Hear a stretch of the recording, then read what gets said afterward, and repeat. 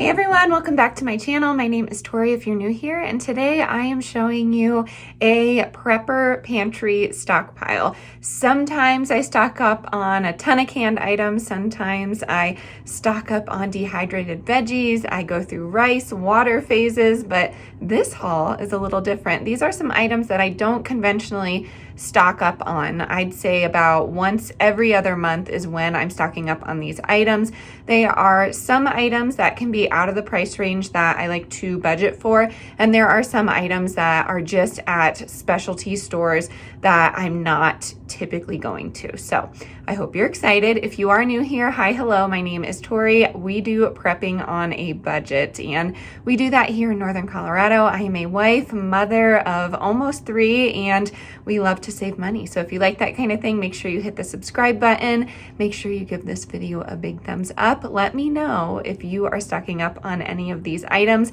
I'm going to try and get a list of 10 together for you every single week. I hope that number is attainable. If not, we will do 5. You just let me know in the comments below, and let's get right into this list. All right, everyone, I have filmed this once already and lost the footage, so I'm coming at you late night with my ring light. I had to bust that out, so it's a little bright, but at least I got some practice in before I did this list all over again, right? I don't know. Hopefully I got the ums and buts and all the stuttering done with, but we are going to get started. Again, this is a random haul. I like being random sometimes just so I have some variety in my prepper pantry.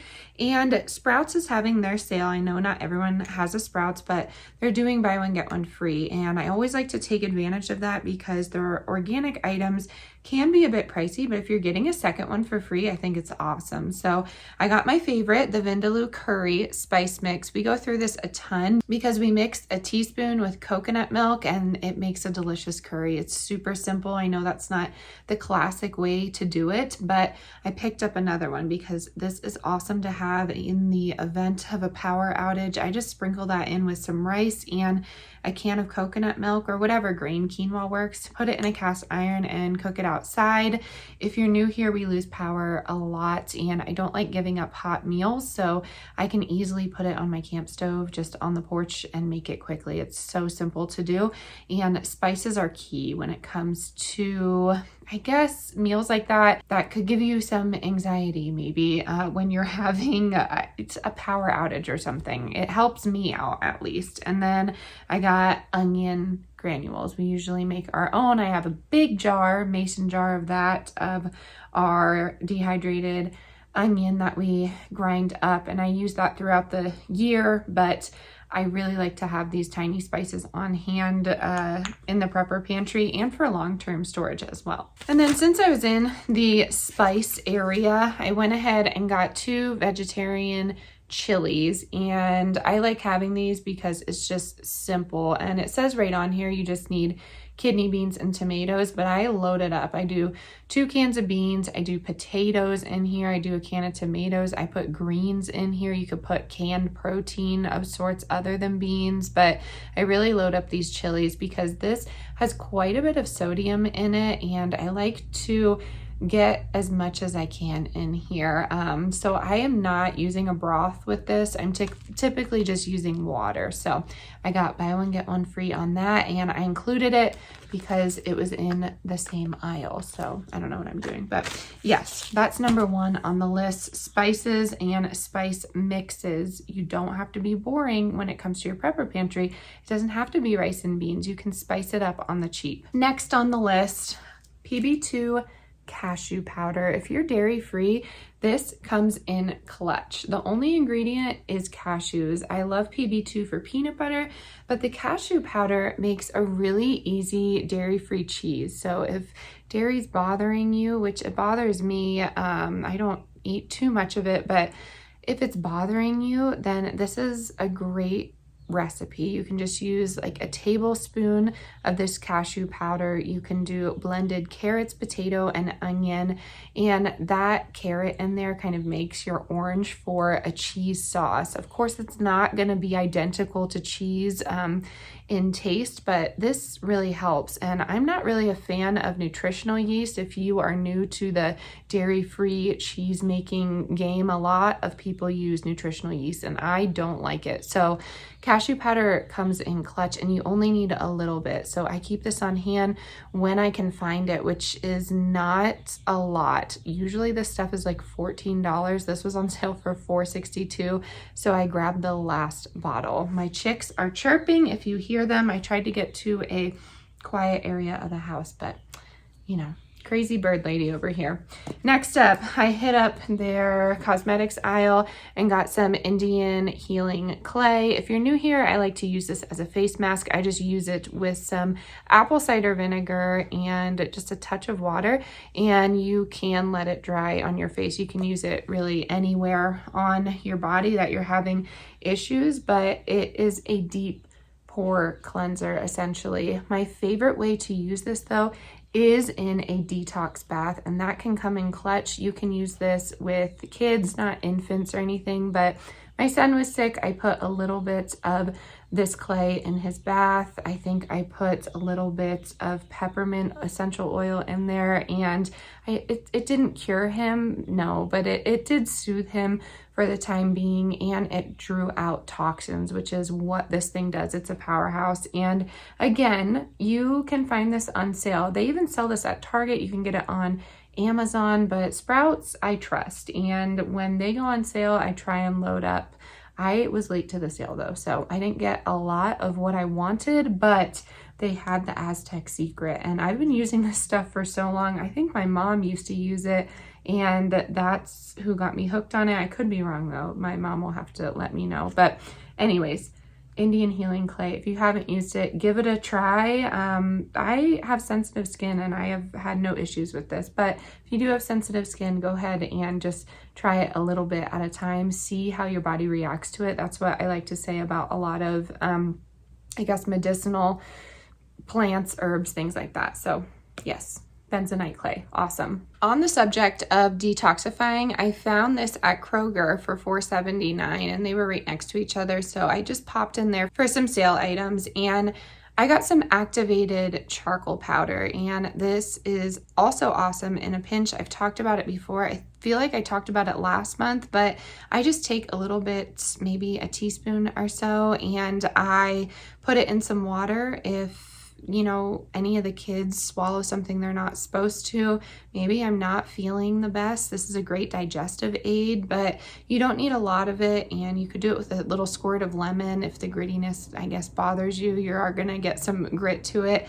I feel like charcoal powder came on the map when teeth whitening went big naturally. I never really saw, I mean, I fell for it. I tried to whiten my teeth with charcoal powder and I never really saw a difference, but I know a lot of you have. You've said that in the comments, so I don't know how it works, but charcoal powder I am using not topically anymore. I am trying to use it just in case we may need it. It's poison control in a natural form. So parents out there, caregivers, this might be a good thing to look into. Again, when I talk about these natural remedies, this is something that you absolutely have to do your own research on. I get drive-by comments all the time saying, you know, it won't work, and everyone's experience is different. That's such a big thing that I just preach on this channel. So you really have to do what works for your body. We all know that. So charcoal powder was a good one. Again, another thing that's pretty expensive. So I was happy to find this at $4.79. It says, sometimes it says on, yep. So this is usually $19.49. So that's a good price. And I grabbed this. I also have charcoal capsules too, and that's super tedious to break up, but it would be nice to keep in your purse maybe for on the go. I've done that before, or maybe in a diaper bag, but keep a little capsule and then break it into some lemonade or water just in case you're out and about and maybe your child is swallowing something they're not supposed to. So that's an option. Next on the list, some of their supplements were buy one, get one free, and I actually already broke into this ashwagandha. I know a lot of us take this. It's a natural supplement. For me, it works wonders in so many different ways. For me personally, it helps with anxiety and brain fog. That's a big one for me. as a mother of, you know, 2 kids and trying to work from home and, you know, take care of this homestead, a lot of things are in my mind at the same time. I'm also pregnant with our 3rd, so that adds in an additional brain fog, and I do see a difference with this ashwagandha. I enjoy the capsules. I take them from time to time, but if you've been here, you know I live in Colorado, and there's a company out of Boulder called Rowdy Mermaid Kombucha, and they make adaptogen tonics that you can find at Whole Foods for super cheap when they're on sale. And they make an ashwagandha blackberry, and I feel the same effect as I feel when I take, you know, a supplement form of this. I used to get some supplements on you know, different websites, but I feel so much better going to the actual store and picking this up. So this is a good one, organic ashwagandha. Again, if you've never tried it, definitely look into it, do your research, but I like having this on hand. Another expensive one, so I am happy it was buy one, get one free. Here's a random one for you, but at Kroger, I went and got some more wide mouth mason jars. We like to can and preserve our food. We use mason jars for a ton of different things. We sprout a lot of our seeds in mason jars and give it to our chickens, or we can sprout microgreens in here, broccoli seeds, and I was running low because this is my season of sprouting and I needed some more lids, and Kroger was having a sale. I believe their sale goes until Sunday for these on most of their ball products. The glasses were picked through, and honestly, it wasn't that great of a sale for those glasses.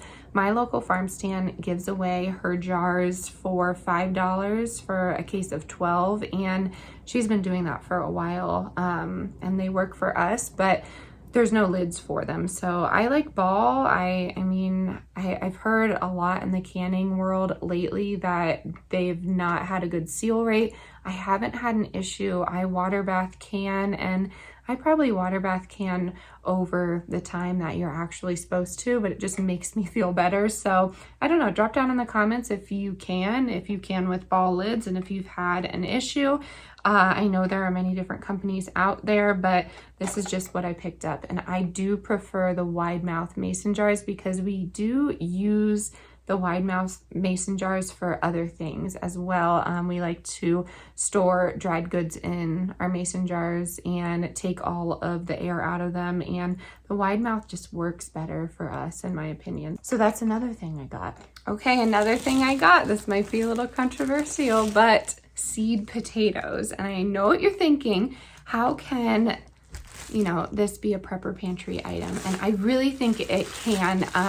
When you get seed potatoes in the spring, they can be on major sale. Baumgart's had them for 59 cents, but one variety was 41 cents and another variety was 39 cents a pound. So I got a ton. I got gold and red, and then I'm gonna go back for some purple. And I like to get these started in grow bags just around this time. I'm in zone 5B. I feel like I could have even gone earlier with it. But you know, potatoes grow well here, and my neighbor, actually, fun fact, was a potato farmer. So he was a wealth of knowledge when we first met, and I wrote down some of his tips and tricks. I think they're great for a prepper pantry because you can grow a ton of potatoes. You can even sprout your own from the grocery store. I would suggest maybe an organic variety, but you could grow a ton of them. And then at the end of the season, what you haven't eaten, you can leave the dirt on it. And I am going to try a different method this year because I did not do well last year, but I'm going to use cedar chips for my carrots, turnips, beets, and potatoes. And you can keep them in a cool, dark area like a cellar.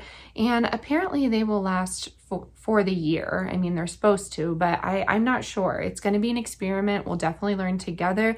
I am going to share that I spoke with my aunt, and she did this with her sweet potatoes. She left the dirt on. She wrapped them individually in newspaper and kept them in her cellar, and they lasted for 2 years. And she is from PA. If you didn't know, I'm from Pennsylvania, and the humidity is a lot different there, and they still lasted for 2 years. So that's another option, because these potatoes potatoes and root vegetables and things like that can be shelf stable, I suggest picking up some potato slips. I suggest picking up some root vegetable seeds and seeing where it takes you. If you don't have a large space like we do, we don't have a large space here to garden. We make use of what we can. We don't have a lot of grass. It just doesn't grow well out here. And honestly, if we had grass, we'd probably garden on top of it anyways. So I don't know, give it a shot. If you live in an apartment or something, you could try and grow these in grow bags. I successfully grow potatoes every year in grow bags and they work. So I know it's an odd one, but they're having a sale. Now is the time to get them.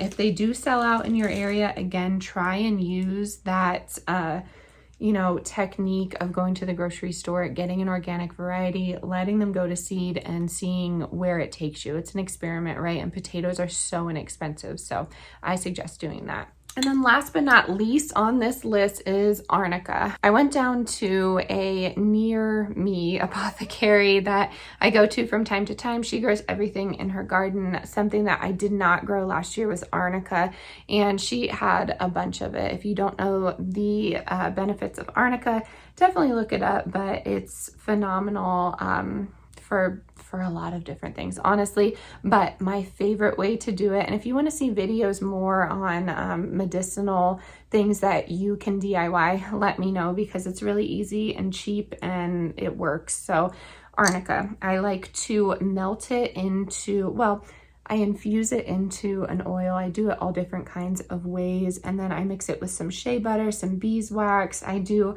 a little bit of eucalyptus in there depending on what blend I'm doing, and we mix this together and it creates a balm, and we use it topically. So it's great for healing. It's great for anti-inflammatory. Sometimes I put it over my head right here. I suffer from severe migraines, and sometimes it aids in it. Sometimes the migraine is too far gone.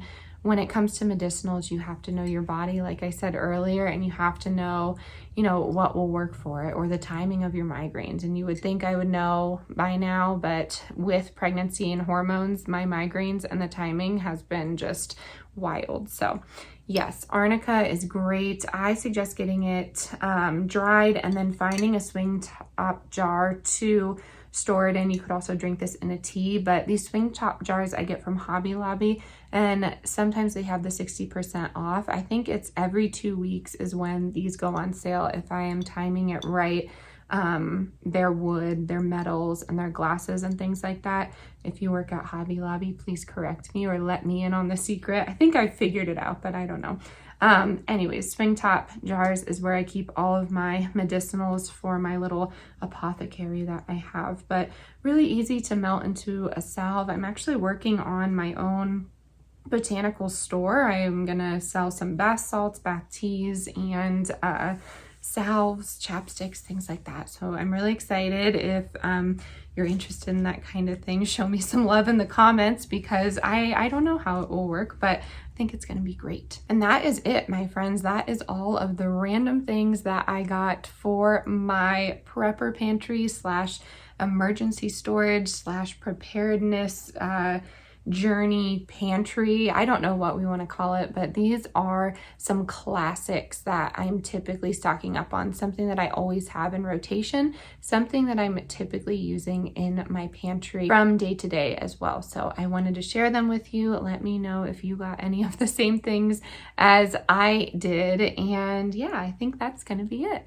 Alrighty friends, that is going to do it for today's list. I hope you got some inspiration to stock up on some things that we don't typically stock up on. Let me know if I forgot anything that you would unconventionally stock up on. Again, if you're new, I'd love it if you hit that subscribe button. Make sure you give this video a big thumbs up, and I will catch you on the next one. As always, stay adventurous, stay creative. Bye, y'all.